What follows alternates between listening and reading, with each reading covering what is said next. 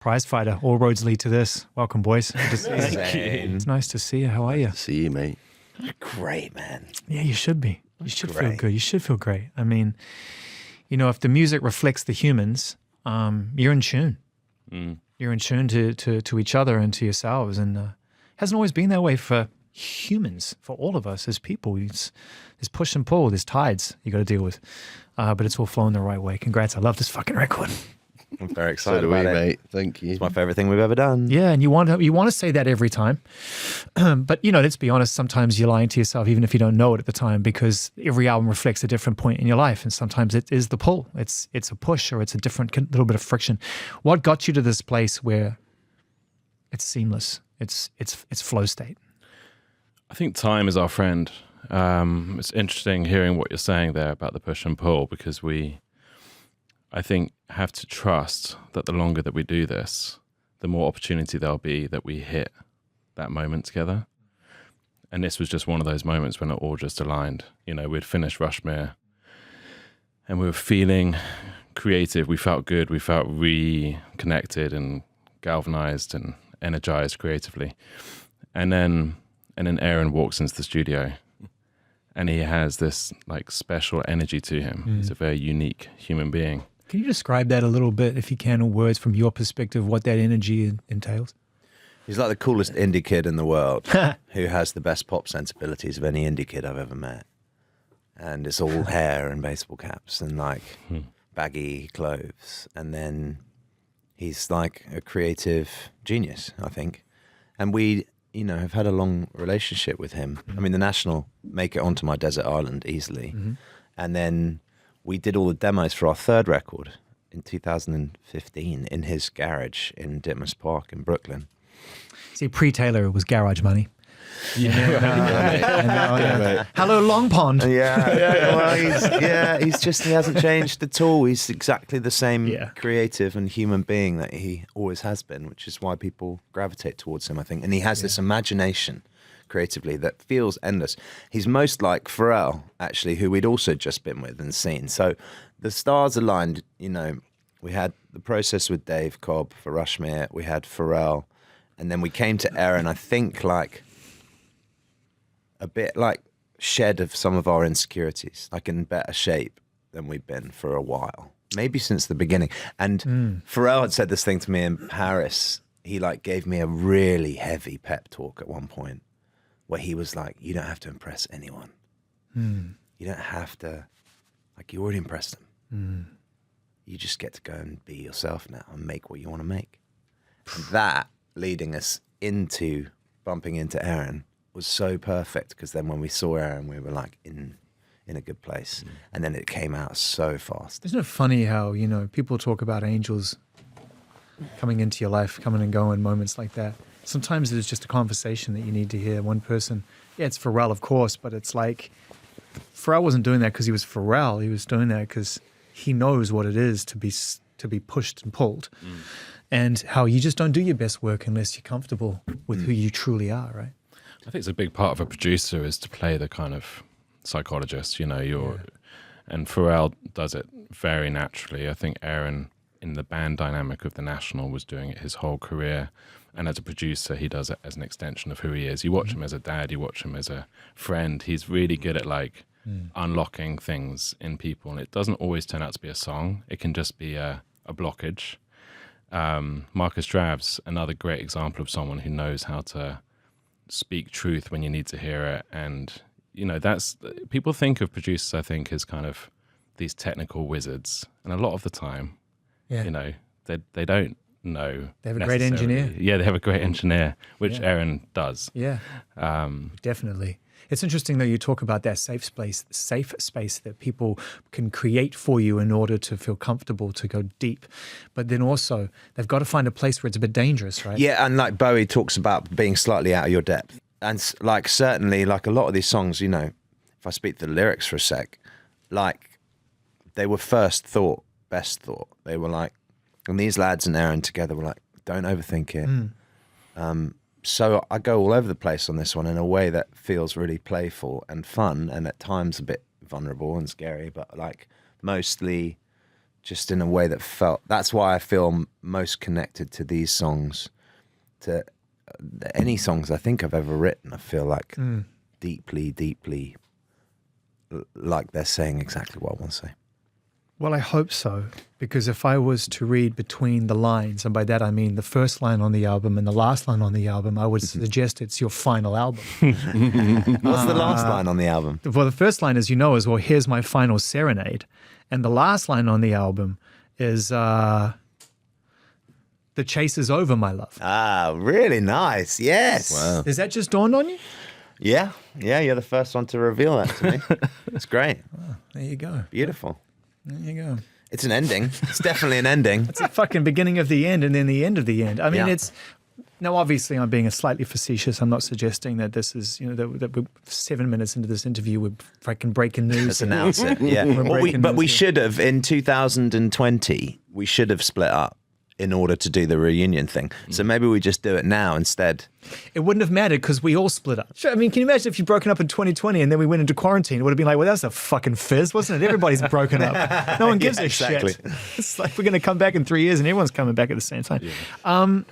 Okay, that actually, the fact that kind of dawned on you with that little observation suggests that it just qualifies what you're saying, that, to some degree, you're still in your subconscious on this record, that it hasn't dawned on you yet what you've written. Oh, no. I mean, I know what I wrote, but I just forgot the exact last line. I know that we decided for that song to be the last song with real intentionality. I mean, it's the most instinctive, but also the most intentional record we've made, I think. So, yeah. Yeah, I mean, a lot of the songs were written, on the sofa with the microphone live and like, write a lyric, bang it down. Write another one. And then move on to a different song. It was really fast. I mean, what did we do? 10 days at Long Pond eventually together? It was really fast. Sounds like the most fun ever. It sounds like literally you can't wait to wake up and you don't want to go to sleep. And I didn't want to stop as well. And I still don't want to stop. Like that itch remains unscratched to me. Like I want to do more. It's the most, as I said before, it's the most in tune I've heard the band since the beginning when no one was retuning you. Mm-hmm. Including audiences, actually. All of us. Yeah. All of us. We're all the retuners. Yeah. Because we fall in love with a part of you and then like, oh, but I want to be that, but also maybe I don't want to be that because that's just expected and I want to break free of that and blah, blah, blah, blah. Grammy Album of the Year, retune. It's hard not for it to just alter your perception of who you are as a band, and this doesn't feel like any of that's playing into that this time. But there's been a journey to get back here. Mm-hmm. So how much context do you give yourselves in this journey to talk about this record, about the losing of friends, the albums that may mean something to you but don't mean something to someone else, the life well lived, of all the ups and the downs and the challenges? Do you hear it all in this? Does it feel like you're coming back to? Yeah, I mean, Marcus was just talking about the first thought, best thought sort of process, and I think we've been sort of striving for that feeling and that sort of self-assuredness and that purity of instinct, I think, on all of our records. And I think sometimes, what you're talking about, being externally tuned or having, an outside perception of who we are as a band is very counterproductive to that effort. Yeah. And Aaron was the guy, it was that kind of safe pair of hands. Like Marky said, the timing was amazing, having just been with Dave Cobb and having had Pharrell inject this kind of almost like reassemble our naivety, our naive joy of music making. He kind of pulled it all back together for us, and Rushmere was an amazing kind of exercise of writing and playing together. And then Aaron was there to basically just allow us to re-enter that real free, safe, creative place, which, is the only environment you can really make your most personal and truthful sonic, effort, I think. When, that's all that's beautiful, but when you're striving for change, when you're in the middle of breaking free of something that you don't want to be just known for that, and you want to go over here and try this and do that, and you want to turn up and rock out and do all these things, and then someone comes to you and sort of says, hey, there's an essence of Mumford and Sons here that you haven't really explored for a while. And it's a friend that's known you for that whole time. Yeah. Is there a part of you that still wants to kick against that even for a second, just be like, hang on a minute, man. Like, you know, you're missing the point. The point isn't to be Mumford & Sons. The point is to be who we are today, moving forward, whatever. It's a hard conversation for someone to have, I think, sometimes when you say to somebody, you might be missing who you truly are a little bit here. That's what I think Aaron did so well. I think this album to us feels so future facing. Like it feels to us, you know, explorative in every way. In your writing, Marcus, you know, in everything we've done on this record, it feels so fresh and new to us. It's just the essence that's been, you know, rediscovered somehow, I think, you know. And that's like, that's not even a cerebral act. It's like a soul act. It's sort of, you know, it's very cool. Yeah, we'd like renewed our vows. We'd, you know, gone and done our exercises. We got the muscles working again on Rush Me In with Pharrell. We'd found our confidence. We kind of like fallen in love with the band again. And then we were like, now let's go and really write the best songs we've ever written. You know? And it was like, and that's why we call it Prizefighter. Let's get back to the ambition and the hard work. Yeah. Like unapologetic nature of the band that we started with. I love the fact that you brought hard work into it, because you are a hardworking band. You always have been. Yeah, this shit doesn't come very easily. You know, you've got to work for it, and a lot of that has been on the road for us. You know, saying yes to every show at the beginning and just being, just saying like, I don't think anyone gives you this stuff. We're certainly not a pop band that can be kind of manipulated and maneuvered. So how does success feel when you got it? When you 2-3 albums in, you're headlining every festival you want.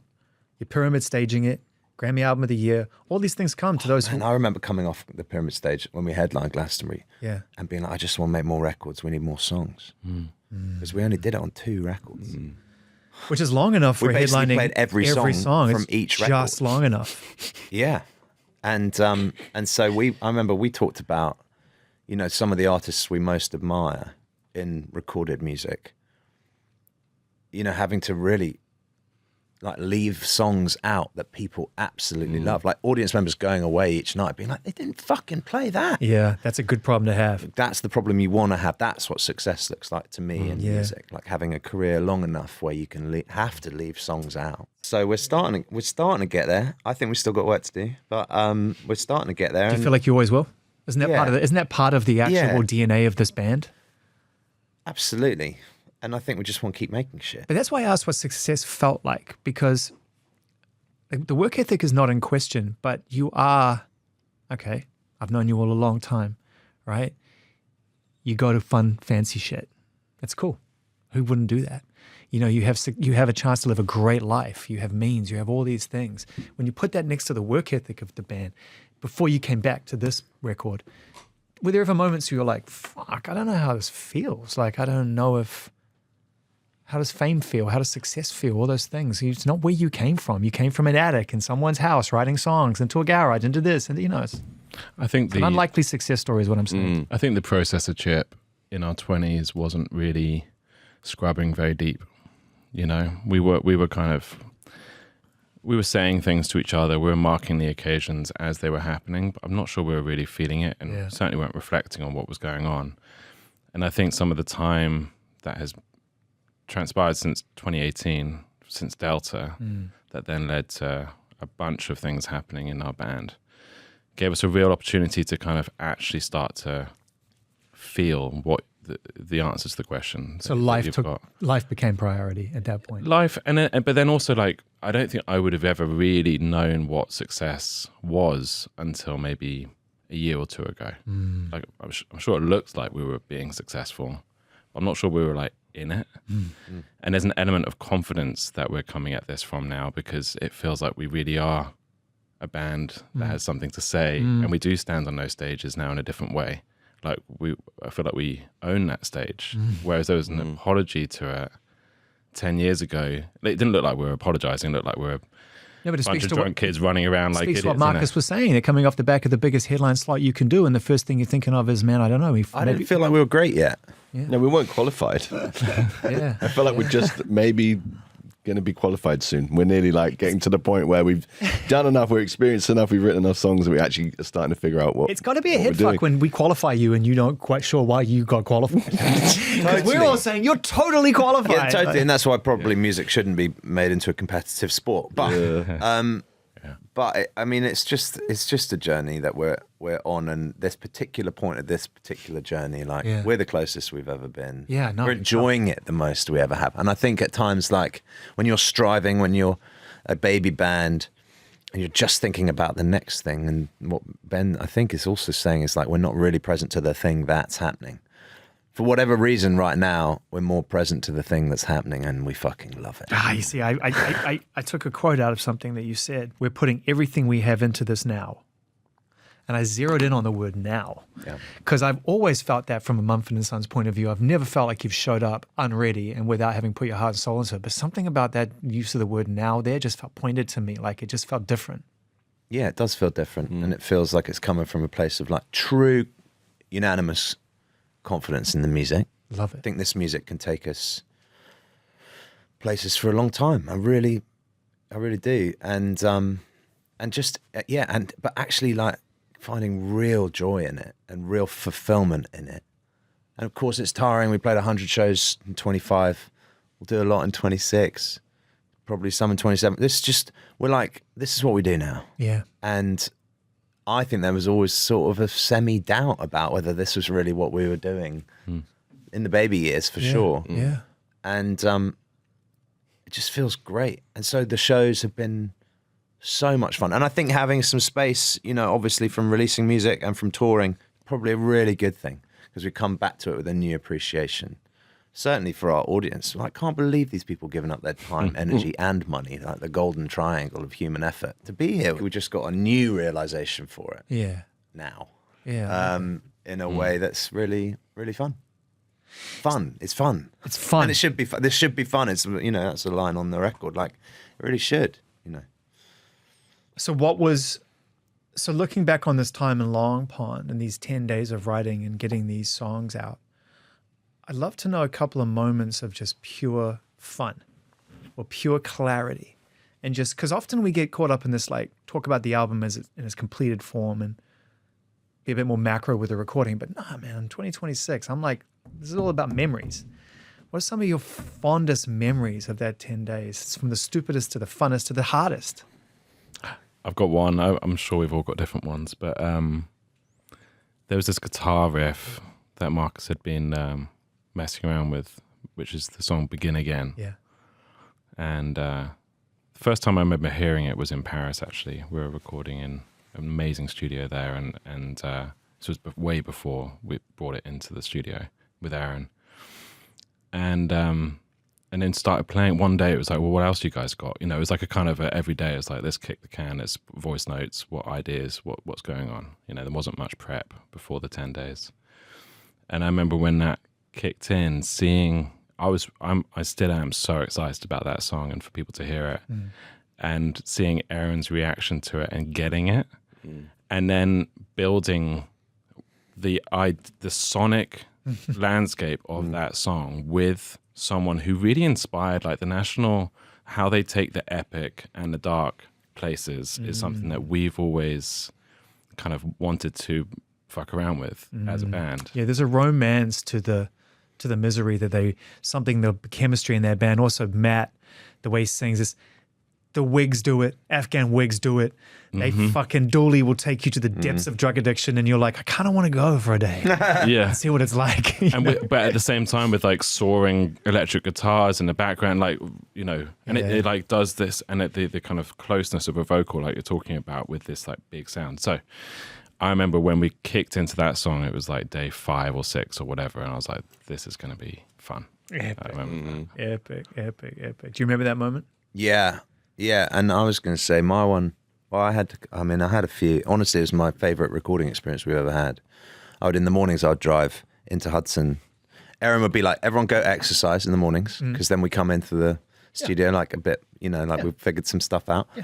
And then I'd drive into Hudson and go and get coffee and sit in the corner of a coffee shop and write poetry. And this is where I get to jump in. Like a real, and this is real twat. And I love that because I read that and I thought, you know what?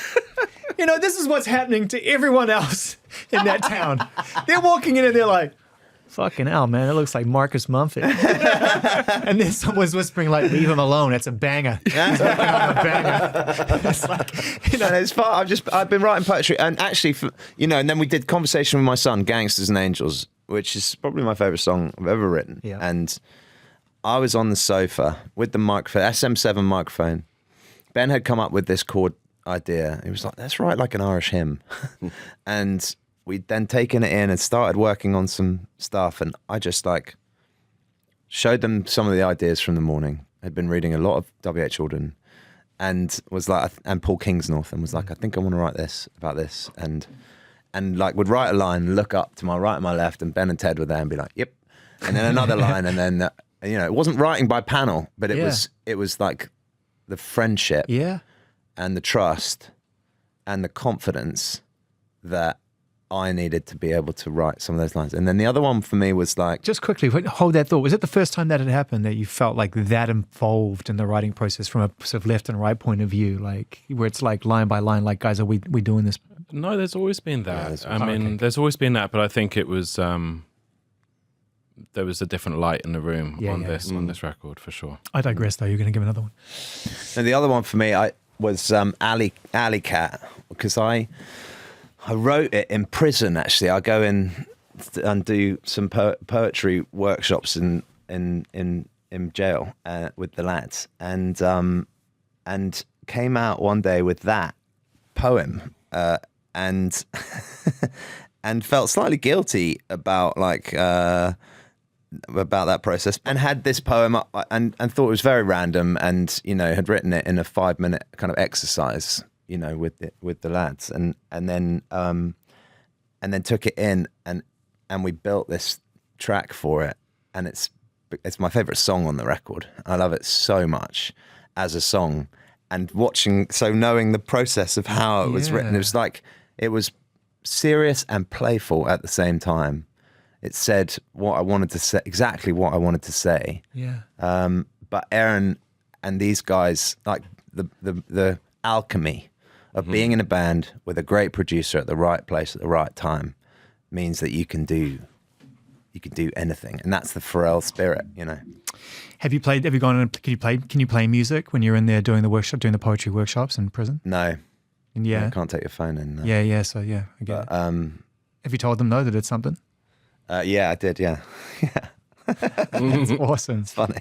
That's awesome. Can I just stay there for a second? Because it shouldn't come as a surprise to anyone who knows you well that you would do something like that. But for people who don't know this kind of stuff, it's a fascinating conversation topic. I don't talk to many people who go into prison and do sort of poetry workshops with inmates and figure out, what's going on internally there. So can you give us like a basic idea of what that experience is like and what you've sort of learned and experienced from a human point of view, being in an environment that is, by its very nature, an imprisoned environment, restricted, and you're searching for internal openness. Yeah, and intimacy. And human connection. Yeah. And creativity as well. And some of the poetry that comes out of those rooms is totally inspiring and beautiful and really fun, actually. Yeah. And it's cool. I mean, it's, I don't know how to describe it. It's been rewarding, and it is rewarding. Yeah, very rewarding, yeah. Yeah, amazing. Yeah, absolute legend. Very funny people. I met some really funny people, beautiful people. Yeah. Hilarious people, broken people. Yeah. Fragile, vulnerable. And yeah, I mean, you can't underestimate the importance of like human connection in those places. I think what these lads were describing was something kind of similar in that it's like a very quick recognition of what's happening. So when Marcus was talking about Conversation with My Son, Gangsters and Angels, like right. I insist that everyone always uses the full title. Yeah, I was really respectful. Thank you. I noticed that. I wasn't going to not say. It's hard on a set list. It does get shortened on a set list sometimes, and I get annoyed. You should really say brackets, but okay. Brackets, Gangsters and Angels. I got fired because I abbreviated the fucking song. Listen, no, mate. He's a fucking lovely dude. Like, he's very, very particular about that shit. It's our favourite song, so say the full title. Yeah. And similarly with Begin Again, you know, like when these ideas emerge, there's an immediacy to them, and almost they're so sort of recognizable in their identity that everybody sort of knew what to do. And that's come from all the things we've talked about, you know, the Pharrell moment, all of the training with making the Rushmere record and being in that sort of shape. There was a lot of alignment. We've been kind of shuffled into order. But it's just such a joyful thing when you're in that shape as a band, because it means the creative process is just so quick. Everyone's nurturing. Delightful. You're all just worshiping at the. It's like that's what I hear when I hear this. No one is overextending themselves because they feel some kind of way about their life, or ego's kicking in, or something's happening you don't even know about. But I just really want to get this idea across because my whole fucking identity is wrapped up in it. Yeah. Can I not just do it? Yeah. Everybody is just serving. It's so much more fluid than that. Everyone's serving the song. Whole way through the record. And I think Aaron is very good at handling egos. And so everyone felt, I think, you know, included and supported. And that meant that none of us felt like we had to vie for opposition. And so like the song was just being served the whole time. When you say he's really good at sort of like managing egos and whatever, which is a totally fair thing to say because we all got one. Yeah. Everyone's got one. How does he, have you sort of taken a step back and seen how he does it? Like how does he approach the room when something is playing a role that probably doesn't need to be there? He sidebars quite a lot. I remember thinking that he puts a pin in a moment. He'll recognize like an ego flare up, and then there'll be like an opportunity for a chat. It's not normally like a group conversation. It's a one-on-one. I think ego is an important part of the creative process, though. You know, you have to bring it into the studio. It's not a great thing to have there, but it needs to be there. It just comes from a place of like, I just know it's going to be better if you just trust me. It almost comes from a place of trust.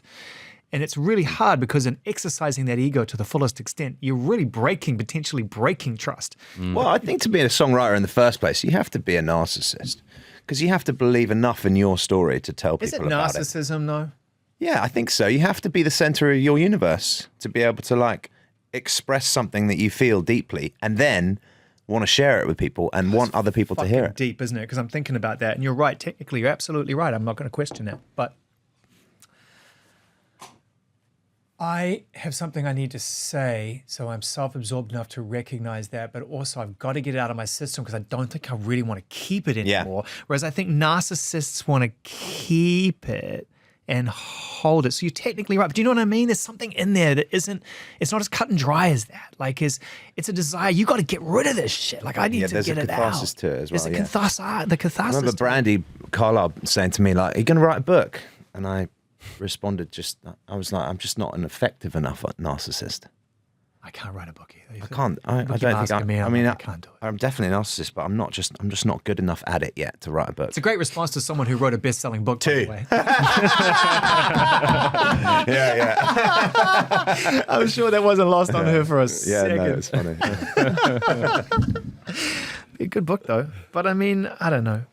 When you're a musician, I think that it's all in the music, and the book is really there to serve a deeper purpose, to give people an insight into. Oh, I love different expressions. I mean, we're enjoying like some of the opportunities, you know, for expression, not just in music, but in artwork and other storytelling and photographs and. Yeah, it's good. You know, it's just fun. And probably books are just another form of artistic expression, which is dope. Like our chosen one as a band right now is music, and probably will remain that way. But I love the idea of having lots of other ways to get, you know, catharsis. Did you know straight away when you saw that?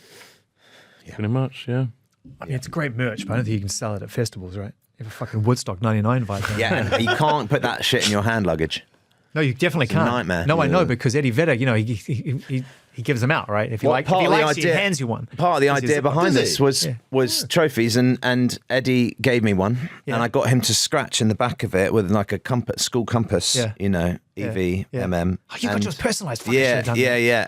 And I said that we were on a cool artwork, and I went and grabbed it. I was like, I always know where this is at all See, times. there you go. Beautiful thing. A little synergy right He there. gave you one as well, did he? Yeah, he did. Oh, fuck. No, Flip, don't be fucking mad. He's my mate as well. Don't be listen, I thought it was just me. well, just you, because you got him to, because you're smart enough to get him to fucking scratch his initials in the back of it, right? It's one of one. You got some great people showing up on this record. We've spoken about a few of them already, but it's Collab Corner. Welcome to the Collab Yeah. Corner. You wanted to work with him, so we get to talk about him. Let's go. No, I love the fact that you've got Chris Stapleton on this record. Like, that's a real one right there. That is an artist there who speaks the same language. You guys speak the same language. It is a desire for depth above all else, a desire to reach somewhere real. And if you get it, cool. If not, I'm gonna say it anyway. You know, I mean, that song Either Way might be the most heartbreaking breakup song I've ever heard. You know, he's a generational talent. yeah, or you can stay, but I'm not going to love you either way. I mean, fucking hell. I mean, give it to me straight, Chris. So let's talk about your relationship with Chris Stapleton, shall we, and why he's ended up on Prizefighter. Who wants to take it? All eyes on Ted. Yeah, all right. Yeah. Wow. I mean, obviously, as fans of his, I think there was just a general atmosphere around this record where, with Aaron's help, once again, we were reminded of how collaborative we are as a band. And for some reason, we've never sort of expressed that in the studio. We've always expressed it on the stage and, you know, in our lives. And we've always been so collaborative in so many ways, but we've never actually sort of done it on record. And it was just instantly baked into the whole plan for Prizefighter that we were going to sort of have an open door policy and really embrace some of the people who we love musically, who we shared the road with, and people who had just inspired us. And Chris was one of the latter. You know, he wasn't someone we had necessarily done a whole lot of live stuff with at this point, but he was someone who we were just like kind of obsessed with. Yeah. The voice was just insane. And the song kind of just like called for him. And so we called him with the song, and he said, yeah.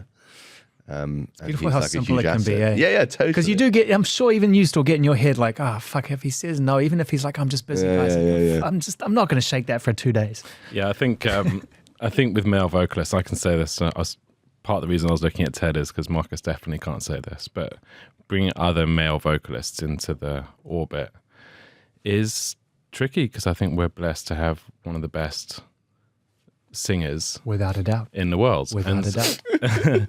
And so when it comes to like Compliments make you cry? You're a fucking weirdo, dude. No, I'm such a narcissist that I'm like, finally. You said it out loud. Someone else agrees. Do you really think that? Do you really? Do you really? Tell me that you. Yeah, that's funny. I mean, true, it's true. like if you want to open the door and you want to bring people in, you know, we'll talk about some of the incredible women who contributed onto this album. But when it comes to male vocalists, It's rare because Chris and Hosier, you know, it's like there's not many people that can stand up with the emotional punch and deliver the lyrics, I guess, in a way that feels authentic. I think we were doing Rushmere Outstores in the UK, and we got the first. Is that where we heard the first bounce of Chris's vocal? It was just like. It just felt like two men so naturally like weaving in each other's like sonic, like vocal sonic worlds. It was really exciting to like have that play out. Because I think in our heads, Chris is that. And as fans of his, he is that. And I think when we first were messing around with the song, it had something that felt like it had some of his DNA in it. He's also the first and only person we called. Yeah. And then for Rubber Band Man, Hosier was the first and only person we called. Yep. Mm-hmm. And then Gigi for Icarus was the same. Love that you worked First with and only Gigi. person we called. Incredible. And then Gracie has been like I would say like the fairy godmother for this record. Right. Because she heard what John Bellion, who we haven't talked about, who is Love one him. of my writing heroes, Love him. had written with Erin as a sort of first idea for what became the banjo song. She heard that before we had heard it. And she texted me and was like, have you heard it yet? I can't wait to see what you could do with it. And was Bellion writing it with you in mind, or was it just a session with Dessner? No, I think it was a session with Des. They're just Fucking creative pals. Yeah, like Erin's always writing shit with Yeah. Justin Vernon or Ace Mitchell, and they're always, you know, or Matt from National. He's just constantly like evolving, like incubating creative ideas, just for fun, really. Yeah. Showed us this one. Gracie texted me, and then I texted her back a bunch of lyrics that I had, you know, been thinking about. And from that was while we were mixing Rushmere Electric Lady. And Erin came in and played us that and Prizefighter, the song that, you know, became Prizefighter. And Ben and I cried. And then since that moment, Gracie has been like the cheerleader for this record. That's been just so helpful. And she's been in the background, floating around like the fairy godmother she is. And just like touching her magic wand in moments. And then, of course, when, you know, we sent her Badlands, and I was not expecting what she delivered, which I think is just totally magic. It's magic. It's hard to talk about Gracie at this point in her life, given how sort of so much life she has yet to live and so much music she has yet to make, without sounding sort of like patronizing. But I'm just going to be straight up, like the growth, the speed at which she has found her voice and the depth that she's able to go now as a writer and as a writer, let alone as a performer. She's always going to perform at a high level. Killer writer. Killer writer. Killer. You know, is so amazing. And I really love the state of young music right now. Like I look at artists in this sort of 20 to sort of 30 range that are just making fucking great, forward-thinking, ambitious, and interesting pop records and records. Like Sabrina Carpenter is off the hook. Olivia Rodrigo is off the hook. Like Olivia as a writer, right off, man. Proper artists, man. Proper artists. Gigi's another one of those where she feels wiser beyond her years. You know, I feel like she's already... Well, what a life lived already. I mean. Right. And so when she finds a way to articulate, which she is doing through her music, it's such a gift to the world. And it's so fun for us to be able to collaborate with these people because I guess we've gone around the sun a few more times. So we've we've seen some shit as well. And then you feel like you're kind of cross-pollinating these different lives lived, and then it's coming through in the sound and the textures of the music. And we were just with Gigi actually in Mexico last week, and she feels like such a kindred spirit. Yeah, she's amazing. So do you feel okay, this is a good one. This came to mind when you were talking about going around the sun a few more times, you know. If you stick around long enough and do great work and artists come up behind you and start to want to connect with you and you create this beautiful like generational sinew, you know, then it's just an undeniable GOAT status that ultimately comes along and people start to look at you differently. It doesn't mean you're any less contemporary or ambitious or modern, but it's just people see you different. And you're not competing in the same room. They want to be in your rooms. They want to work with you to get in your room. That's how I've seen it happen over and over again. Do you feel like you're there? Is that part of the comfort zone now of realizing that, you know what, we're okay being who we are. We're fucking great. I think I'm personally starting to accept that for the first time. Beautiful. And it's really fun. Like we were just at Noah Khan's festival in Mexico. And, you know, normally we're putting on those things. And he came and played our thing in Burlington, which we did on this train tour. And as a quid pro gig, we went and did his thing in Mexico. And it was a quid so pro much, show, I think is the term you're looking for. How did I miss that one? Well, that's why I'm here. How did I miss that one? That's why I'm here, mate. That's why we're friends.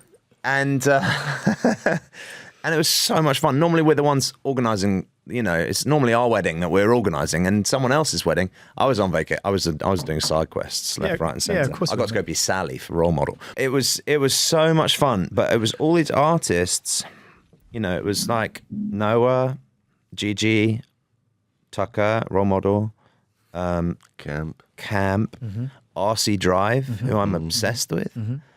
And all of them, I don't think they were just being polite. And they all had really nice things to say about our work and our career and what it's meant to them. Noah particularly liked to at the time on stage to say some really nice shit about us. And I think before I probably would have been like dismissive of it, or like think that it might lead someone to think that I feel like I should have some ownership over what someone else is doing, which is totally not the case. We never saw that with Arcade Fire or with Fleet Foxes or with Old Crow Medicine Show when we were coming up, who we felt like we owed such a debt to. Wouldn't be a band without those bands.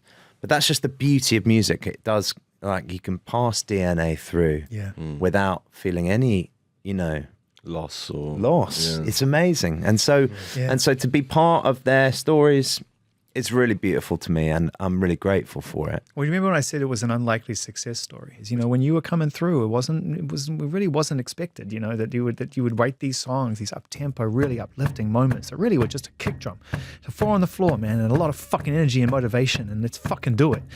And of course, looking back on it now, it's going to connect with the human spirit. It was built by that, driven by that. The beauty about an unlikely success story is it's a story nonetheless. And guess who gets to read it? Noah Kahan gets to read it. And all these, Gigi Perez gets to read it. So yeah, you should take that as a fan of your music and friends of you guys. I can say that. You know, yeah, you paved a way. It's a beautiful thing. We were part. You know, we were part of it. We paved a way of many ways. Sure. And we continue. I think the part of where we're at right now is it feels like it's tool sharpening. Some of the stuff that you're talking about when we collaborate with these artists, whether it's live or on record. Yeah, I feel like they are reminding us of some of this, which is a nice moment to appreciate. But it's not like this isn't a victory lap. This isn't kind of our swan song, despite what you said on the lyrics. This is... I didn't say it. There's fucking lyrics. It's almost more of a kind of a reset, and let's go again, and let's do a lot that we haven't yet had the opportunity to do so far. I don't think we've seen it all by any stretch, and I think getting to kind of work with some of these artists who are a bit younger or doing something slightly different is just sharpening of our creative tools, and I hope we continue to welcome that into the studio. I actually met Gigi in a collaborative environment, doing some sessions upstate, and then another artist who was there was this guy called Joe P. I don't know if you're familiar with him. Super amazing, talented artist. And he had this, I don't know why I just thought of this, but he had this instrument called the French Connection. Super cool thing that I'd never seen before. And it was like a kind of somewhere between a theremin and a synth, but it had a keyboard and a string. And I fell in love with it at this kind of creative retreat. And I bought one and I took it into Long Pond, and I was like, guys, check out this thing. And there was like this giddiness of checking out a literal tool. And then started to drop it onto the tracks. So like in the background of the song Prizefighter, you know, you'll hear this little sweeping sound that's a bit like a kind of pedal steel, but it's a synth. And discovering that was through being a music fan and engaging and not being cynical and not resting on your laurels. Because the mistake, I think, in what you're talking about would be to say, yeah, we're Mumford Sons, we got this figured out, we know what we do, we're closing the doors, and well done us. But it's not that. It's more like, yeah, we're Mumford Sons, let's open up the doors, open up the blinds, let light come in, and let's have some fun. And that means that we actually can continue to learn and listen. And that, to me, I think that's what this record is more like. So yeah, French Connection. Anyone who wants to geek out on some synths, check out that thing. Fucking kidding? I'm fucking straight on that after this interview. Are you joking? You speak the truth, gentlemen, both on record and on the record. It's lovely. You know, we've known each other a long, long time, and I think, you know, with the benefit of some hindsight now, it's safe space to be able to say there's been times when we've spoken and I can tell that there's other stuff going on just in life. It just is, you know. This feels really free. We were with one of our buddies last night who said to us, you know, he came to one of the shows and said that it felt the best it's ever felt. And he was like, it just feels free, and freedom is no fear. And I feel like we're at that place. Yeah. And it's really fun.